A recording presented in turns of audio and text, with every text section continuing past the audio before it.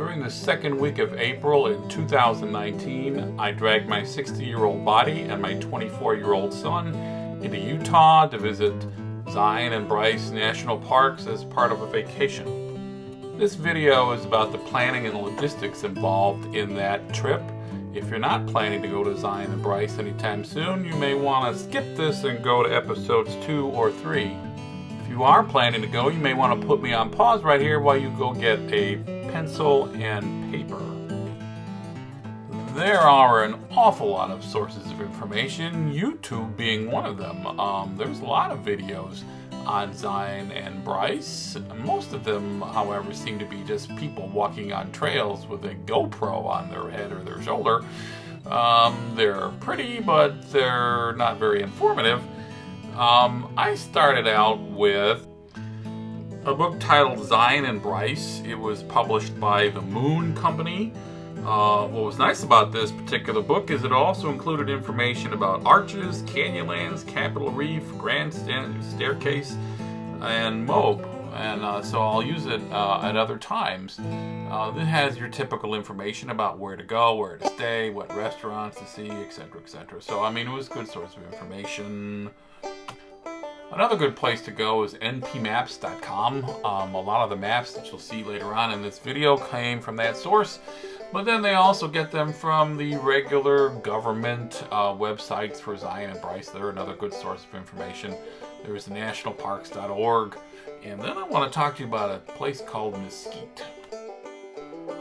My son and I flew into Las Vegas separately from Seattle and Chicago respectively, and we spent the night in Las Vegas because we had free accommodations.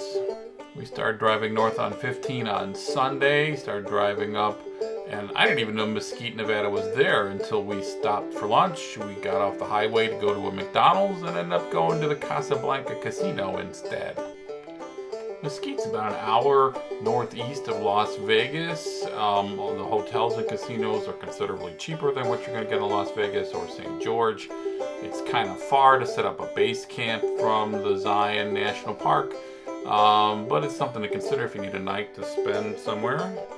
We ended up spending Sunday, Monday, and Tuesday night at the Hampton Inn in St. George, Utah. It's a little over $100 a night, and it's about a 45-minute ride from Zion National Park, so it was doable. There are also nice places to stay in Hurricane and Springdale, which are closer, which means they're more convenient, which means they're also more expensive. So it's up to you whether you want to spend money or spend time on the road. The admission price for both the Zion and Bryce are $35 per vehicle, not per person, and it's good for an entire week. I didn't ask to see if the $35 would cover both parks. I paid $35 in each, but you could ask that, I suppose. There is, if you're 65 years or older, you can get a lifetime senior pass. That's $80. That lasts you, like I said, it's lifetime. It used to be $10. The price has gone up. If you have an old $10 pass, it's still good. It's for your lifetime. Or you can get an annual pass if you're 65 or older for $20 if the $80 is too much for your budget. Both Zion and Bryce have shuttle buses that'll take you to your individual points of interest. Zion started in early April, and Bryce, however, doesn't start till mid-May. This is the Zion shuttle bus. As you can tell, it's immaculate and very comfortable. The wait times at any given spot in early April, at least, were virtually non-existent. I can't make that promise in June or July when the park is a lot more crowded. If you drive into Zion National Park and you park at the Visitor Center, we got there about 8 o'clock in the morning and the parking lot was about half full. You walk over to the buses and you get on and off you go. And you can also drive up to a certain point and then turn east. Anything north of that lower red arrow, and you're going to have to take the shuttle buses. But I highly recommend the drive east through the park at some point. It's very scenic. If you do decide to drive out east through the park, then you can turn around and go back at some point if you like, or you can do what we did and make the round trip. If you leave the eastern part of the park, then you're going along and you're going to go down 9 and 389 and 59. It's about an hour's drive, and it's also very scenic. It was worth the trip. There are also state parks along the way that you can stop at if you so desire. That would have made an awfully long day for us. We didn't do that, but they're there. So that's up to you.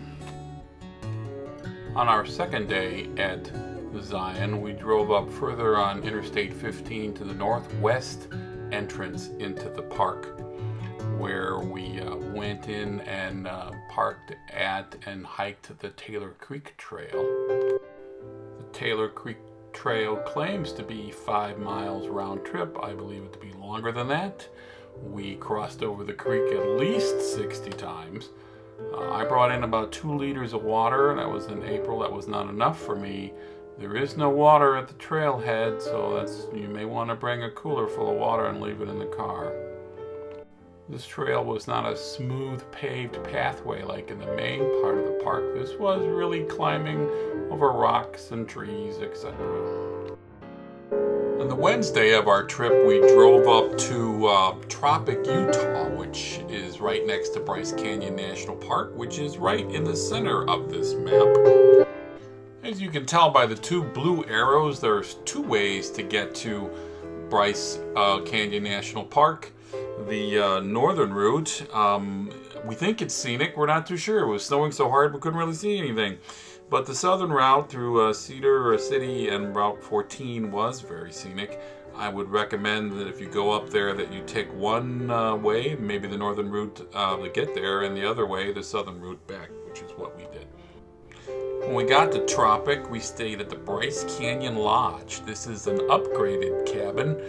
It was very nice. If you like the smells and sounds of cattle and sheep, you're in luck because there is a active farm right next to the hotel. And so we got to be rocked to sleep by cattle and sheep.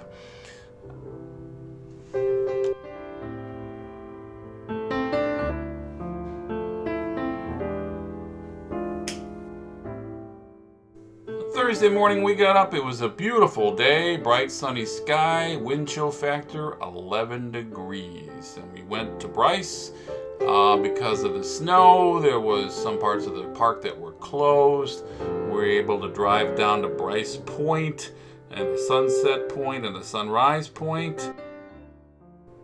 So what to bring? Lots of water. I would bring a camera better than your cell phone.